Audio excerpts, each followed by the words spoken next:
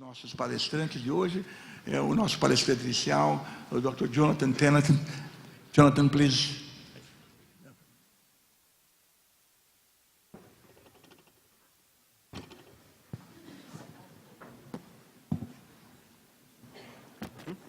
Oh, I'm too small. Oh, okay. So, oops. Yeah, good morning, everyone. I think I've skipped the slide ahead. So obviously, I'm going to give this talk in English, so apologies in advance. And I'm going to start with an apology, because it's actually my second-year anniversary today with my girlfriend, and she's back in Germany. But I made the decision that what you're all doing in this room is so important that I should come along and see what you're all doing. Oh, and I'm going to speak slower, sorry. So I am in trouble for being here, but so is Abel for inviting me. So if you get an angry phone call today, then you'll know why. We're in the midst of a global access crisis to knowledge. It's so bad that even recently they made a movie about it called Paywall, The Business of Scholarship.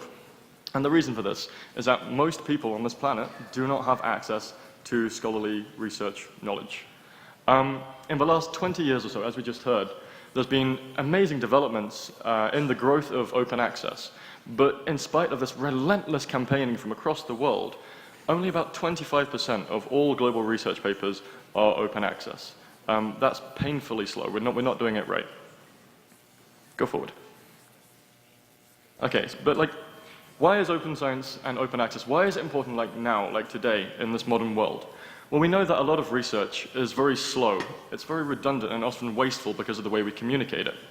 Often it's governed by commercial interests, especially where I'm from in Europe. You know, for-profit companies dictate almost everything that we do. Also, these same companies use copyright as a tool to attack researchers and prohibit access to knowledge. We have what's called the serials crisis, where in the last 20 years, the price of journals has increased above 300 times the rate of inflation during the same period. Much research in the biomedical fields and other fields, the psychological literature, is non-reproducible, and if reproducibility is a cornerstone of science, then you can argue that it's not actually science. We have this actual illusion of academic freedom, where it said, yeah, you have the freedom to publish where you want, but really it has to be in a high impact factor journal, or one indexed in Scopus or something like that, so academic freedom is very much an illusion. The result of this is that we all pretty much engage in questionable research practices because of this publish or perish culture that we're all part of. And the result of this is that we close science down, and that means people suffer, sadly. So if you look at the UN Sustainable Development Goals, it includes, things critical to the future of humanity, such as sustainable communities, ending world hunger, ending poverty, ending climate change. So do you believe that science can help with these issues? Yes. Thank you. Right, yeah, yes. We didn't plan that. But then, if you do believe that, then you also have to believe that by preventing access to knowledge, we're not doing our role, our duty to the world, to society, in meeting these goals. And this is what many in the current publishing industry that we have make money out of. They take our money in exchange for preventing access, and that costs lives. It's not a bug, it's a feature. I say not all publishers because, we're here in SciELO, where clearly these things matter to you, but in other places around the world it's different.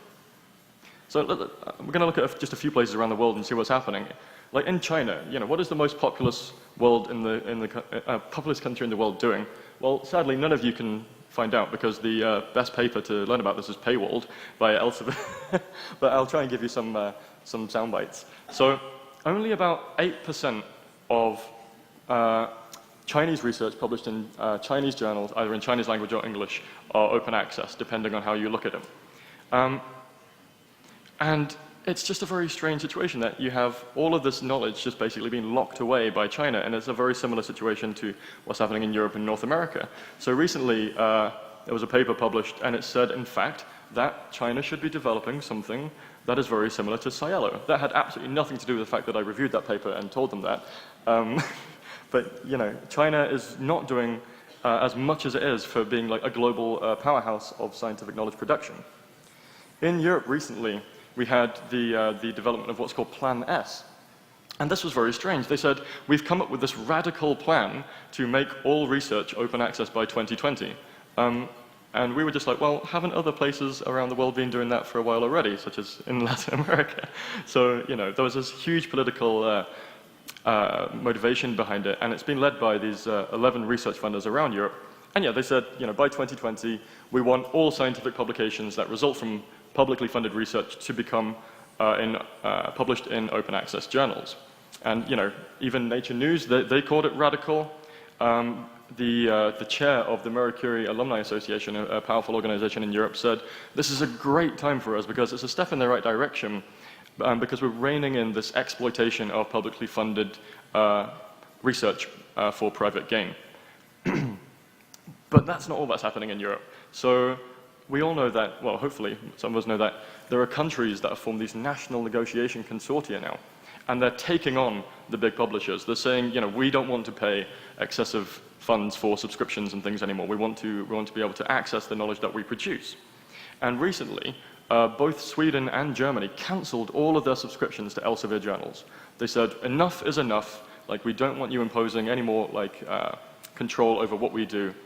And it was fantastic, and this is still ongoing. These negotiations are ongoing, but it's the first time that academics in Europe and, in fact, around the world are coming together to leverage the power of collective bargaining against the scholarly publishing industry. And earlier this year, this chap here on the right is Martin Gottschall. He's the president of the Berlin Brandenburg Academy of Sciences, and he gave a talk in front of 300 publishers at the Academic Publishing in Europe conference. And he was talking about the negotiations that have been happening in Germany. And he said, one big publisher stated, if your country stops subscribing to our journals, science in your country will be set back significantly. And he responded, it is interesting to hear such a threat from a producer of envelopes who does not have any idea of the contents. Right, yeah.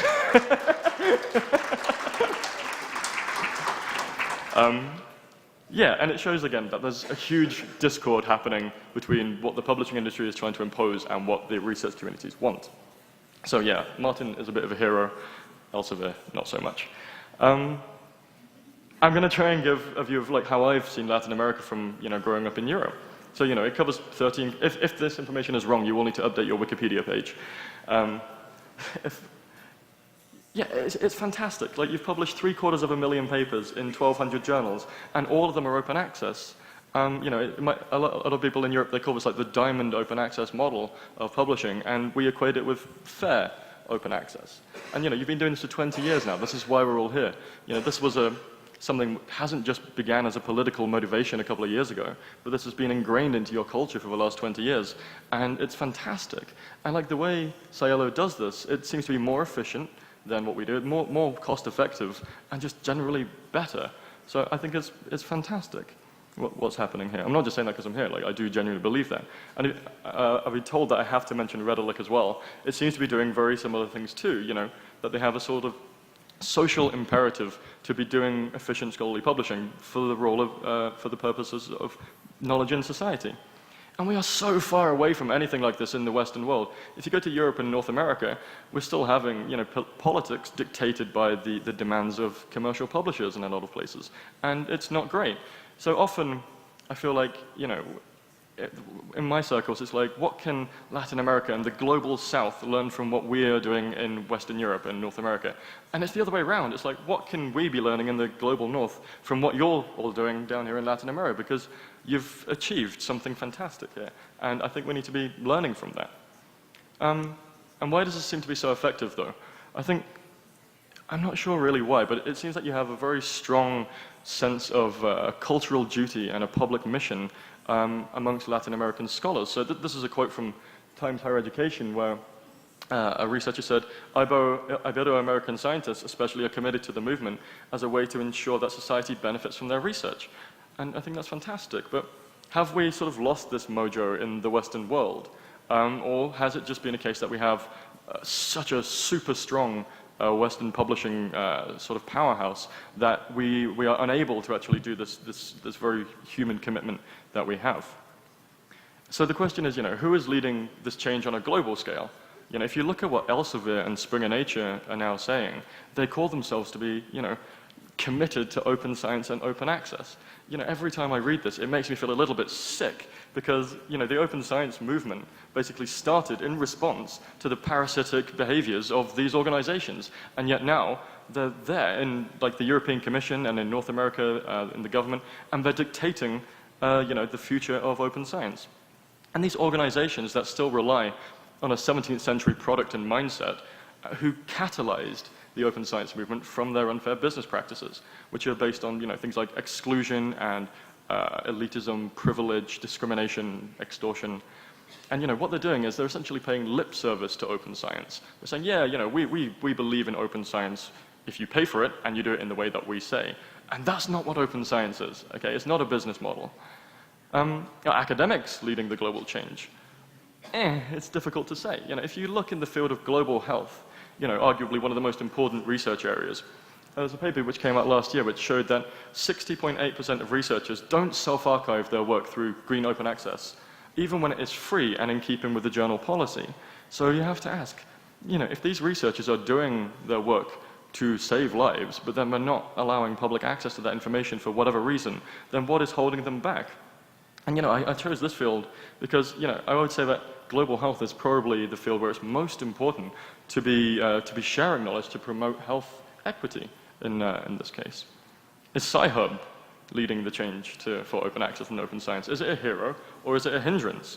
It's got 70 million research papers now liberated or stolen, depending on who you speak to, and it's been sued for $15 million by Elsevier. It won't see a penny of that. It was sued again by the American Chemical Society for $6.5 million. And it clearly provides some sort of value, depending on, no matter which way you look at it, because it provides short-term access to people who need it. But has it made us lose our open access mojo? I don't know if that word translates, sorry. Our imperative for open access. Now I speak to researchers and they're like, I don't really care about open access anymore because it's going to be freely available on Sci-Hub anyway.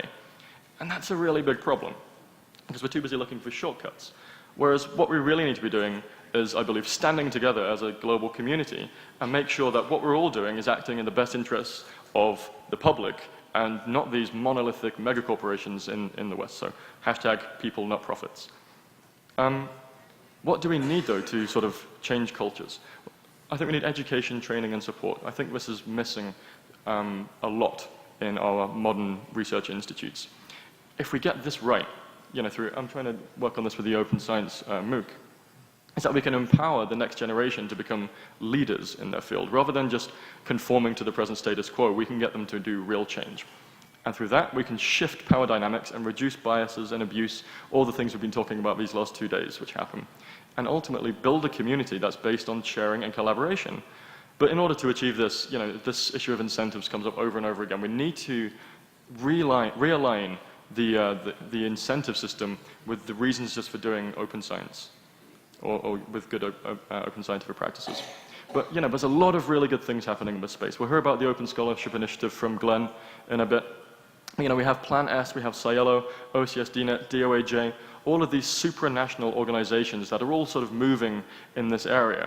But we just need to we need to link them up. We need to have combined political and public activism to, because if we're not fighting in the arena where people we're fighting against are very active, then we're never going to win. But we also need to build, an open scholarly communication infrastructure that's based on community engagement, training, and education, right? Around the world, not just in Western Europe, not just in Latin America, not just Africa, but, around the world and build like a real community. And again, there are so many great initiatives happening in the space at the moment. I won't go into each of them. But we need some sort of federated open science coalition. We had the open source initiative, we had the EFF. Where is that for open science? And with this, our ultimate goal, essentially, I think hopefully we'd all agree on this, is that we want to pool knowledge and our resources to create an open, decentralized scholarly infrastructure with communities as the focus. But those communities are built based on shared values, such as inclusivity, equality, accountability, freedom, fairness, justice, truth, rigor, transparency, and reproducibility. For me, this is what open science is. Open science isn't sharing data or making your work open access. It's based on principles and values, and with that, the practices will become inherent and appeal to our own shared common sense of duty to mankind. So the ultimate goal, right? Science as a public good for the betterment of society. It sounds so simple, but we're not really doing that, and that's the goal. That's why we're all here. Or open science is just science done right. So I'm done.